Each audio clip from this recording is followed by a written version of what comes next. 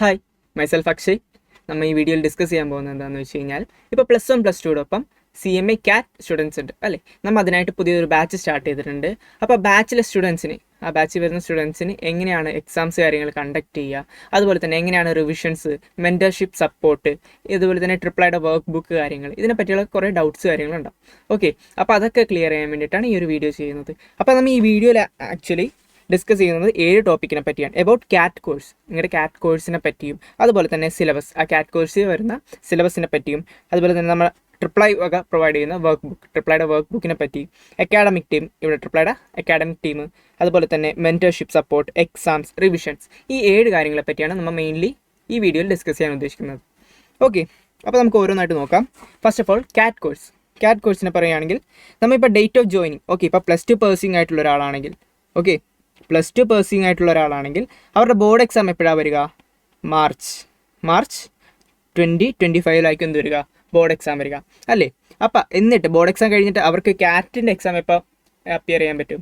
അടുത്ത June 2025 appear ചെയ്യാൻ പറ്റും. ഇൻ കേസ് +1, ഇപ്പോൾ +1 പഠിക്കുന്ന സ്റ്റുഡൻ്റാണ് ഇപ്പോൾ ജോയിൻ ചെയ്തെങ്കിലോ എപ്പോഴാണ് അവരുടെ ബോർഡ് എക്സാം വരിക? +2യുടെ ബോർഡ് എക്സാം വരിക മാർച്ച് 2026 അല്ലേടാ. അപ്പോൾ അങ്ങനെയാണെങ്കിൽ എപ്പോൾ അറ്റൻഡ് ചെയ്യാം? ജൂൺ 2026 എന്ത് ചെയ്യാം? കാറ്റിൻ്റെ എക്സാം അപ്പിയർ ചെയ്യാം. ഓക്കെ, മെയിൻലി കാറ്റിൻ്റെ എക്സാം വരിക 2 പ്രാവശ്യമാണ്, ഒരു ഇയറിൽ 2 ടൈംസ് ആണ്. ഒന്ന് ജൂണിലും രണ്ടാമത് ഡിസംബറിലും.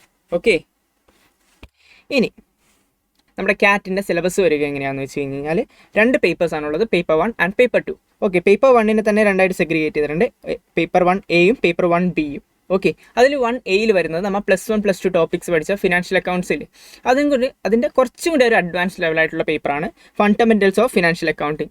ഓക്കെ, +1 +2 ബേസ് ചെയ്ത് നോക്കുമ്പോൾ കുറച്ച് അഡ്വാൻസും, അതുപോലെ തന്നെ CMA ഇൻ്ററിലേക്ക് വരുമ്പോൾ അതിനേക്കാൾ കുറച്ച് ബേസ് ആയിട്ടുള്ളൊരു ഇടതരം ആയിട്ടുള്ള ഒരു സബ്ജക്റ്റാണ് നമ്മുടെ ഫിനാൻഷ്യൽ അക്കൗണ്ടായിട്ട് വരിക. അതിന് 60 മാർക്കും. അതുപോലെ തന്നെ പേപ്പർ 1B നമ്മുടെ applied business and industrial laws, CMA ഇൻ്റർലി ബിസിനസ് ലോസ് ആൻഡ് എത്തിക്സ് എന്നുള്ളൊരു പേപ്പർ ഉണ്ട്. അതുമായിട്ട് ഭയങ്കര സിമിലർ ആയിട്ടുള്ളൊരു പേപ്പറാണ് ഏത് പേപ്പർ 1B ആയിട്ട് വരിക. ഓക്കെ, അപ്പോൾ ഇത് രണ്ടും കൂടി ചേർന്നിട്ടാണ് 100 മാർക്സ് പേപ്പർ 1. അതുപോലെ തന്നെ പേപ്പർ 2ലേക്ക് വരുന്നത് ഫിനാൻഷ്യൽ അക്കൗണ്ടിങ് 2-ഉം സ്റ്റാറ്റ്യൂട്ടറി കംപ്ലയിൻസും. സ്റ്റാറ്റ്യൂട്ടറി കംപ്ലയിൻസ് എന്ന് പറയുമ്പോൾ നമുക്കറിയാം DT ആൻഡ് IDTയുടെ ഒരു ബേസിക് കാര്യങ്ങളാണ് അവിടെ വരിക. ഓക്കെ, CMA ഇൻ്റർലി DT and IDT, direct tax and indirect ടാക്സിൻ്റെ ഒരു ബേസിക് കാര്യങ്ങളാണ് അവിടെ വരിക. ഓക്കെ, അപ്പോൾ ഇത് രണ്ടും കൂടി ചേർന്നിട്ടാണ് ഇത്ര 100 മാർക്ക് വരിക. അപ്പം ഈ സിലബസിലേക്ക് വരുമ്പോൾ നമ്മൾ എക്സാംസിന് കാറ്റിൻ്റെ മെയിൻ എക്സാമിന് വരുമ്പോൾ നമുക്ക് അഗ്രിഗേറ്റ് എത്ര വേണം? അഗ്രിഗേറ്റ് 100 മാർക്സ് വേണം അല്ലേ. അഗ്രിഗേറ്റ് 100 മാർക്സ് വേണം. അതുപോലെ തന്നെ ഓരോ പേപ്പറിനും മിനിമം എത്ര മാർക്ക് വേണം? 40 മാർക്സും വേണം. ഓക്കെ ആണോ? അഗ്രിഗേറ്റ് എത്ര വേണം? 100 മാർക്സും വേണം. അതുപോലെ തന്നെ മിനിമം ഒരു പേപ്പറിന് എത്ര വേണം? 40 മാർക്സ് വേണം. ഓക്കെ, അപ്പം മിനിമം 40 മാർക്സ് ഉണ്ട്. ഓക്കെ, പേപ്പർ 1നും 40 ഉണ്ട്, പേപ്പർ 2നും 40 ഉണ്ട്. അപ്പോൾ എത്രയാവുന്നുള്ളൂ? 80 ആവുന്നുള്ളൂ ടോട്ടൽ അല്ലേ. അപ്പോൾ നമുക്ക് എന്ത് അച്ചീവ് ചെയ്യാൻ പറ്റുന്നില്ല? അഗ്രിഗേറ്റ് 100 മാർക്ക് അച്ചീവ് ചെയ്യാൻ പറ്റുന്നില്ല. ഓക്കെ, പേപ്പർ 1ന് 40 ഉണ്ട്, പേപ്പർ 2ന് 60 ഉണ്ട്. അപ്പോൾ നോക്കുമ്പോൾ എന്താ? മിനിമം 2ലും അച്ചീവ് ചെയ്തിട്ടുണ്ട്. 40 ഒരെണ്ണത്തിൽ 40 ഉണ്ട്, മറ്റേതിൽ 40നേക്കാൾ കൂടുതലുണ്ട്. ഓക്കെ, അഗ്രിഗേറ്റ് നോക്കുമ്പോൾ എന്തുണ്ട്? 100 ഉണ്ട്. അപ്പോൾ എന്താവും? പാസ്സാവും. ഓക്കെ, അപ്പോൾ 2 കാര്യങ്ങൾ എന്ത് ചെയ്യണം? അച്ചീവ് ചെയ്യണം. മിനിമം 40 മാർക്സും വേണം, അതുപോലെ തന്നെ നമുക്ക് അഗ്രിഗേറ്റ് എന്ത് വേണം? 100 മാർക്സും വേണം. ഓക്കെ അല്ലേ? അങ്ങനെയാണ് നമ്മുടെ കാറ്റിൻ്റെ എക്സാംസ് കാര്യങ്ങളും സിലബസ് കാര്യങ്ങളും വരിക. ഓക്കെ, അതുപോലെ തന്നെ നമ്മുടെ ട്രിപ്പിളൈ വർക്ക് ബുക്ക് പ്രൊവൈഡ് ചെയ്യുന്നുണ്ട്. അതിൽ വർക്കൗട്ട് ക്വസ്റ്റ്യൻസും അതുപോലെ തന്നെ നിങ്ങൾക്ക് ഷോർട്ട് നോട്ട്സ് കാര്യങ്ങളൊക്കെ എന്ത് ചെയ്യുന്നുണ്ട്? ആപ്പിൽ ഇപ്പോൾ പ്രൊവൈഡ് ചെയ്തിട്ടുണ്ട്. ഇനി അതിൻ്റെ ഫിസിക്കൽ കോപ്പി വേണമെങ്കിൽ, ബുക്കായിട്ടൊരു ഫിസിക്കൽ കോപ്പി വേണമെങ്കിൽ എന്ത് ചെയ്യുക? ട്രിപ്പിളൈനെ അപ്രോച്ച് ചെയ്ത് കഴിഞ്ഞാൽ അതിൻ്റെ ഫിസിക്കൽ കോപ്പി നിങ്ങളിലേക്ക് എത്തിക്കുന്നതായിരിക്കും. ഓക്കെ, അപ്പോൾ നിങ്ങൾ അത് മേടിക്കണമെന്നുണ്ടെങ്കിൽ നിങ്ങൾക്ക് അതിനുള്ളിലെ കണ്ടൻസ് എന്തൊക്കെയാണെന്ന് അറിയണ്ടേ? ഓക്കെ, മെയിൻലി ഇപ്പോൾ ലോ, ഒരു എക്സാമ്പിൾ പറയുകയാണെങ്കിൽ ലോ എന്നുള്ള പേപ്പർ എടുക്കുക, ബിസിനസ് ലോ എന്നുള്ള പേപ്പർ എടുക്കുകയാണെങ്കിൽ നിങ്ങൾ ടെക്സ്റ്റ് സ്റ്റഡി മെറ്റീരിയൽ നോക്കുകയാണെങ്കിൽ ഇൻഡെപ്ത് അവർ ഓരോ കാര്യങ്ങളും പറയുന്നുണ്ട്. ഓക്കെ, ഒരു പക്ഷേ നിങ്ങൾക്ക് ആ സെക്ഷൻസും ലോസ് കാര്യങ്ങൾ വായിക്കുമ്പോൾ ഒരു പക്ഷേ പെട്ടെന്ന് മനസ്സിലാവണമെന്നില്ല. അപ്പോൾ നമ്മൾ ട്രിപ്പിളൈ വർക്ക് ബുക്കിൽ എന്താണ് ഉദ്ദേശിക്കുന്നത് വെച്ച് കഴിഞ്ഞാൽ ആ ഒരു കാര്യം സിംപ്ലിഫൈ ചെയ്ത് നിങ്ങൾക്ക് മനസ്സിലാവുന്ന ലാംഗ്വേജിൽ ഷോർട്ടായിട്ട് എഴുതി വെച്ചിട്ടുണ്ട്.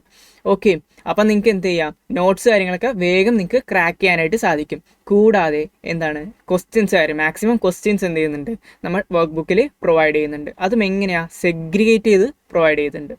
അതായത് ഇപ്പോൾ നമ്മുടെ ICMAയുടെ ടെക്സ്റ്റ് ബുക്ക്, സ്റ്റഡി മെറ്റീരിയലിലെ ക്വസ്റ്റ്യൻസ്, അതുപോലെ തന്നെ പ്രീവിയസ് ഇയർ ക്വസ്റ്റ്യൻ പേപ്പേഴ്സ്, ഇതൊക്കെ ചെയ്യുമ്പോൾ നിങ്ങൾക്ക് എന്താ ഉണ്ടാവുക? ഇപ്പോൾ പ്രീവിയസ് ഇയർ ഒരു ക്വസ്റ്റ്യൻ പേപ്പർ എടുക്കാം, അപ്പോൾ അതെടുക്കുമ്പോൾ പല ടോപ്പിക്കിൽ നിന്നുള്ള ക്വസ്റ്റ്യൻസ് ഒരുമിച്ചായിരിക്കും ഉണ്ടാവുക.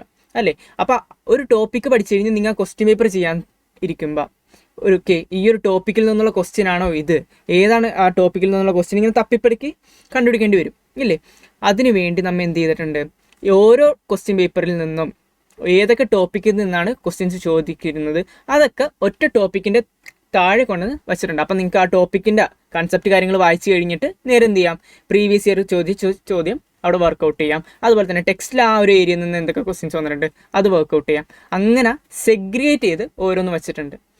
ഓക്കെ, അപ്പോൾ നിങ്ങൾക്ക് അതുകൊണ്ട് തന്നെ ഒരു ടോപ്പിക്ക് പഠിച്ചു കഴിഞ്ഞ് ആ ക്വസ്റ്റ്യൻസ് ചെയ്യുമ്പോൾ ആ ഒരു ടോപ്പിക്കിനെ പറ്റി ഭയങ്കര ഒരു കൺസെപ്റ്റ് ക്ലാരിറ്റി കിട്ടുന്നതായിരിക്കും. ഓക്കെ, അതുപോലെ തന്നെ നിങ്ങളുടെ ഏരിയ വരുന്നത് നിങ്ങൾക്ക് CMA CAT വരുമ്പോൾ എന്താ വരിക, MCQs ആണ് വരിക. ഫുൾ ലെങ്ത് ക്വസ്റ്റ്യൻസ് ചോദിക്കത്തില്ല, എങ്കിൽ കൂടിയും ഫുൾ ലെങ്ത് ക്വസ്റ്റ്യൻസും അതിൽ പ്രൊവൈഡ് ചെയ്യുന്നുണ്ട്. എന്തിനാണ്, നിങ്ങൾക്ക് ഫുൾ അതിനെപ്പറ്റി ഒരു കൺസെപ്റ്റ് ക്ലാരിറ്റി കിട്ടാൻ വേണ്ടിയിട്ടാണ്. ഓക്കെ, ഒരു ഫുൾ ലെങ്ത് ക്വസ്റ്റ്യൻസ് ചെയ്ത് കഴിഞ്ഞാൽ പിന്നെ എവിടെ നിന്ന് ചോദിച്ചാൽ എന്ത് ചെയ്യാൻ പറ്റും, ഒരു MCQ സിമ്പിളായിട്ട് അറ്റൻഡ് ചെയ്യാനായിട്ട് സാധിക്കും. അതുപോലെ തന്നെ പ്രധാനപ്പെട്ട ഒന്നാണ് നമ്മുടെ academics team. Okay, academics team എന്ത് സപ്പോർട്ട് ചെയ്യുന്നത്, നമ്മുടെ മെൻറ്റർഷിപ്പ് സപ്പോർട്ട് തരുന്നുണ്ട്. നിങ്ങൾക്ക് ഇപ്പോൾ ഓൾറെഡി എന്ത് ചെയ്യുന്നുണ്ട്, ട്രിപ്ലൈ ആപ്പിൽ ക്ലാസ്സസ് പ്രൊവൈഡ് ചെയ്തിട്ടുണ്ട്. അപ്പോൾ ക്ലാസ്സസ് കാണുമ്പോൾ പല ഡൗട്ട്സ് കാര്യങ്ങൾ നിങ്ങൾക്ക് ഉണ്ടാവും. അപ്പോൾ ഡൗട്ട്സ് ഒക്കെ ഉണ്ടെങ്കിൽ എന്ത് ചെയ്യുക, നമ്മളെ മെൻറ്റേഴ്സിനോട് ചോദിക്കുക, ഫ്രീ ആയിട്ട് എന്ത് ചെയ്യുക ചോദിക്കുക, ഒരു മടിയും കൂടാതെ മെൻറ്റേഴ്സിനോട് ചോദിക്കുക, ഡൗട്ടൊക്കെ കാര്യങ്ങളൊക്കെ ക്ലിയർ ചെയ്ത് പോവുക. ഓക്കെ, അതുപോലെ തന്നെ നിങ്ങൾക്ക് എന്ത് ചെയ്യാം, ഷെഡ്യൂളിങ് തരും. എങ്ങനെയൊക്കെയാണ് ഓരോ മന്ത്ലിയും ഓരോ വീക്കിലും എങ്ങനെയാണ് പഠിച്ചു പോകേണ്ടതെന്നുള്ളൊരു ഷെഡ്യൂൾ കാര്യങ്ങൾ തരും. ഓക്കെ, ആ ഒരു ടോപ്പിക്സ് പഠിച്ചു പോയതിന് ശേഷം എന്ത് ചെയ്യുന്നുണ്ടാവും, എക്സാംസ് കാര്യങ്ങളുണ്ടാവും. ആ എക്സാംസ് കണ്ടക്ട് ചെയ്തതിന് ശേഷം നമ്മൾ എന്ത് ചെയ്യും, മെൻറ്റേഴ്സ് എന്ത് ചെയ്യും, വാല്യൂ ചെയ്ത് നിങ്ങൾക്ക് ആ പേപ്പർ തരും. ഓക്കെ, അപ്പോൾ ആ വാല്യൂ ചെയ്ത് കഴിഞ്ഞ് നിങ്ങൾക്ക് ആ പേപ്പർ വരുമ്പോൾ എവിടേക്കാണ് മാർക്ക് കുറഞ്ഞത്, ഏതൊക്കെ ഏരിയയാണ് കൂടുതൽ ഫോക്കസ് ചെയ്യേണ്ടത്, എങ്ങനെയാണ് ഒരു എക്സാമിന് പ്രസൻറ്റ് ചെയ്യേണ്ടത് എന്നുള്ള കാര്യങ്ങൾക്കൊക്കെ നിങ്ങൾക്കൊരു നല്ലൊരു ധാരണ കിട്ടും.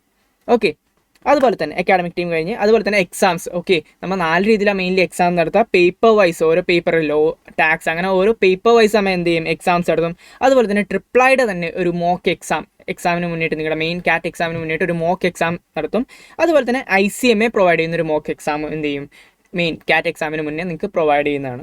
ഓക്കെ, പിന്നെ വരുന്നത് നമ്മുടെ മെൻറ്റി പ്രോഗ്രാംസ് ആണ്. മെൻറ്റി പ്രോഗ്രാംസ് ഓൾറെഡി നമ്മൾ ഇപ്പോൾ കുറച്ച് മെൻറ്റി പ്രോഗ്രാംസ് കണ്ടക്ട് ചെയ്തിട്ടുണ്ട് യൂട്യൂബ് ചാനൽസിൽ.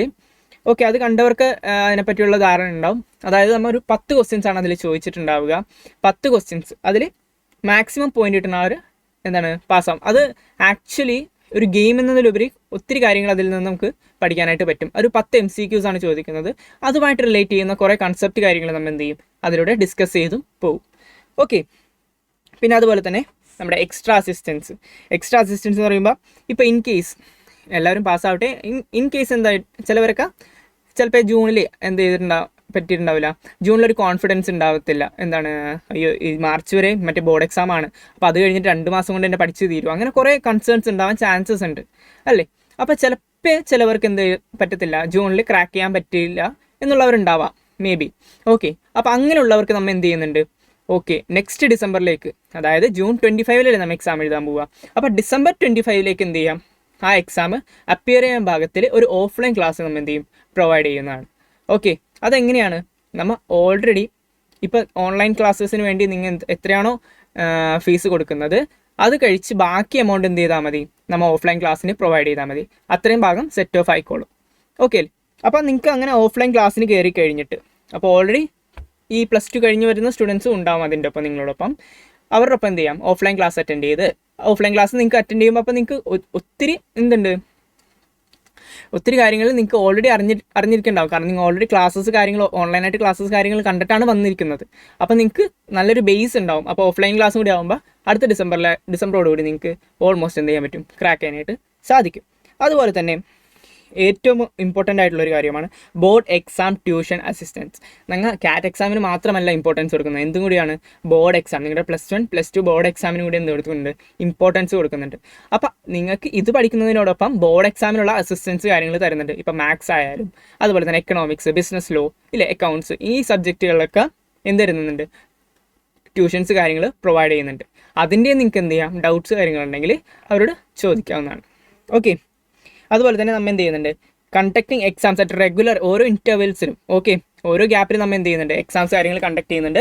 ബട്ട് നമുക്കറിയാം നിങ്ങൾ +1 +2 സ്റ്റുഡൻസ് ആണ്, സെപ്റ്റംബർ അതുപോലെ തന്നെ ഡിസംബർ മാസങ്ങളിൽ അതുപോലെ തന്നെ മാർച്ച് മാസങ്ങളിൽ നിങ്ങൾക്ക് എന്ത് ഉണ്ടാവും, എക്സാംസ് കാര്യങ്ങളുണ്ടാവും. അപ്പോൾ അതിൻ്റെ ഇടയ്ക്ക് അധികം നമ്മുടെ എക്സാംസ് കാര്യങ്ങൾ വരാതെ നിങ്ങളുടെ എന്താണ് ബോർഡ് എക്സാമിനും കൂടി ഇമ്പോർട്ടൻസ് കൊടുത്തിട്ടായിരിക്കും നമ്മൾ എന്ത് ചെയ്യുക എക്സാംസ് കാര്യങ്ങൾ കണ്ടക്ട് ചെയ്യുക. ഓക്കെ, അപ്പോൾ ഇത്രയുമാണ് നമ്മൾ ഇന്നത്തെ ഈ വീഡിയോയിൽ ഡിസ്കസ് ചെയ്യാൻ ഉദ്ദേശിച്ചത്. ഓക്കെ, എല്ലാവരും പ്ലസ് ടു പഠിക്കുന്ന എല്ലാ സ്റ്റുഡൻസും തന്നെ ജൂൺ 25 പാസ്സാവട്ടെ, കാറ്റ് കോഴ്സ് പാസ്സായി നെക്സ്റ്റ് സ്റ്റേജിലേക്ക് കടക്കട്ടെ, ഇൻ്റർമീഡിയറ്റ് സ്റ്റേജും. അതുപോലെ തന്നെ ആർട്ടിക്കൽഷിപ്പും കഴിഞ്ഞ് എത്രയും വേഗം എന്താവട്ടെ CMA ക്വാളിഫൈ ആവട്ടെ.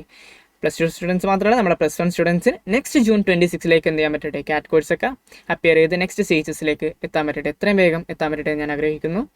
Okay, all the very best.